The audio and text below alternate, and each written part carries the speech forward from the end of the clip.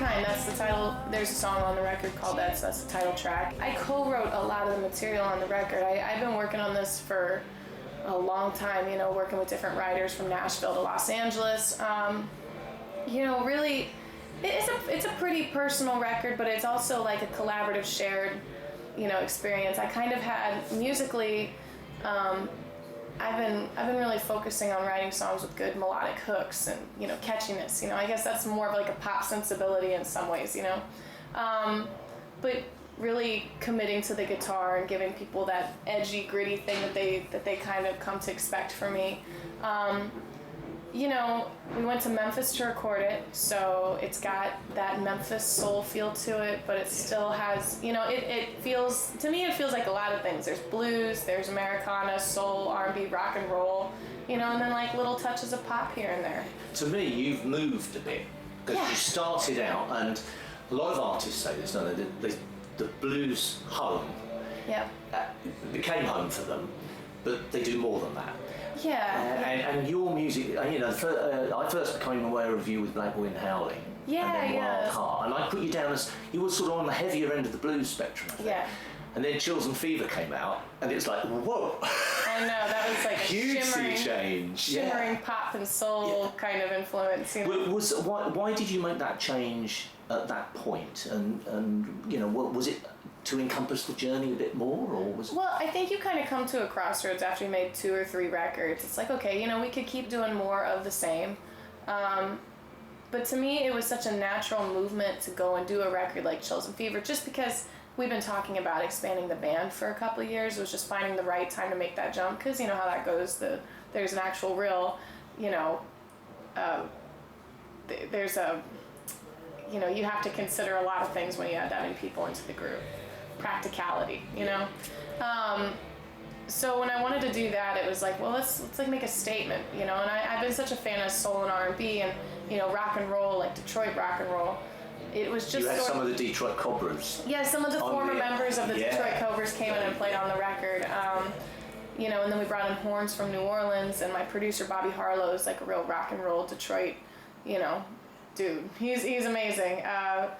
And so it's just kind of a nice time to like, hey, let's push a little further, push the boundaries, and give people a taste of like what I'm about, you know, because they've really only seen this one side, you know, this one singular approach, and I feel like that's kind of limiting after a while. You got to be able to spread your wings, and Belle of the West was another step in a different direction, but I feel like the cohesive thing throughout was always my voice and my guitar and then my writing.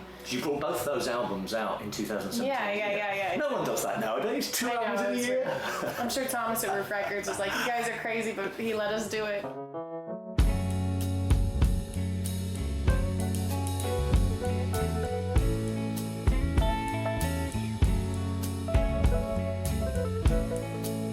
How many nights I wait for you?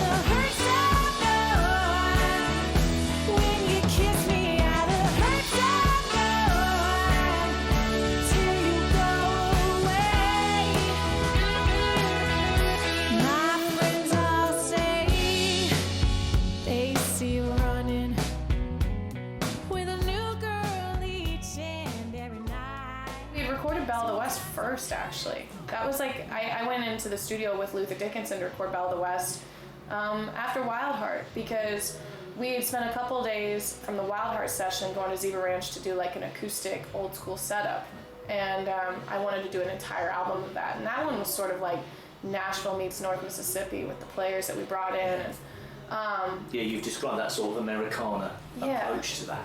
And we waited some time to put it out. We had some other opportunities that we pursued, and then when it came time to actually put out the record, it was like, this feels so a little too low key. You know, we need something like bright and exciting, and you know, I wanted to do something big for the show, and you know, so we put out Chills and Fever, but I felt like Belle of the West was such a great album, and it was so personal.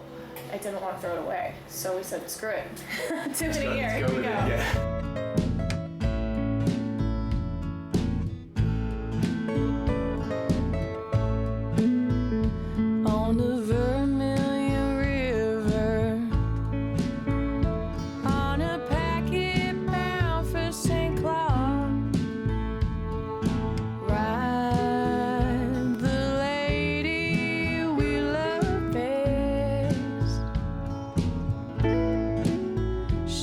the Belle of the West, from somewhere down in Arkansas. I'm into soul singers a lot. Yes.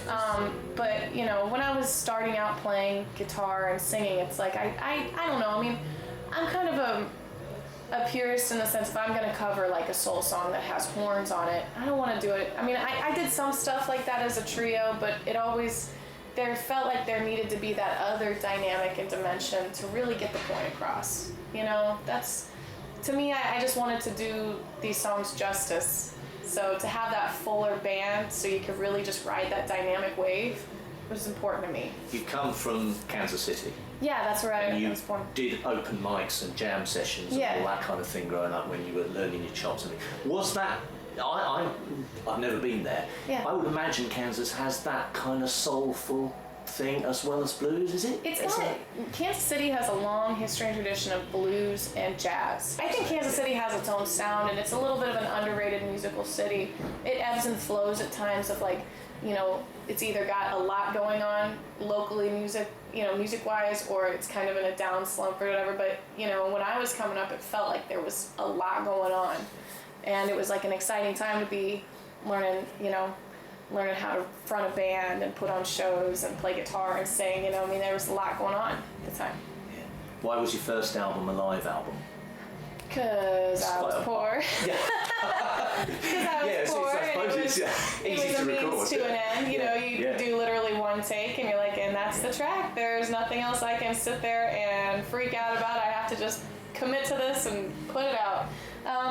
Because I was poor, and I needed to go and start touring, and I wanted to buy a band van and all the things that you need when you start playing music, and you have to invest in yourself, and I didn't really have the means to do that other than to start putting out merchandise. I think I was going to Chicago for the first time. I had a tour to Chicago, and I was like, I need something to sell, or I'm gonna go broke doing this. So we made a record. Wait a minute, baby, I'm telling you true. I don't love nobody but you.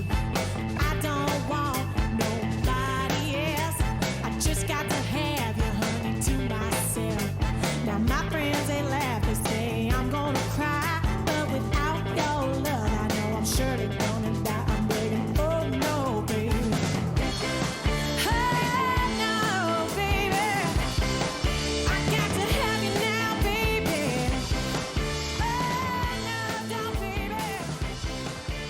Tell me about the cigar box guitar. Well, and the tradition. Tell me a bit about the tradition, because I've seen you on YouTube doing it. I don't know much about the tradition. I mean, I know there's some famous old school cats who played them.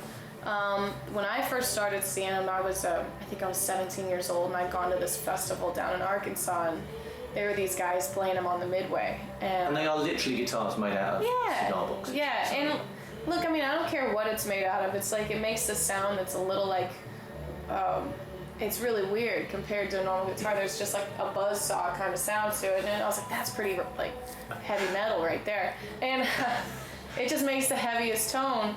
So years later, I ended up going and playing that festival with my band, like, you know, sort of on Do you need full like circle. heavy gauge strings? No, I or put not? 10s on them. Mine in particular, I just kind of use the same gauge I use on mine. But I went back to this festival years later to play it with my band, and I saw a guy selling them on the street. And so I bought one, and it just kind of like fell into the show. And mine in particular sounds like really unique. I haven't found one that is quite as crazy as the one I got.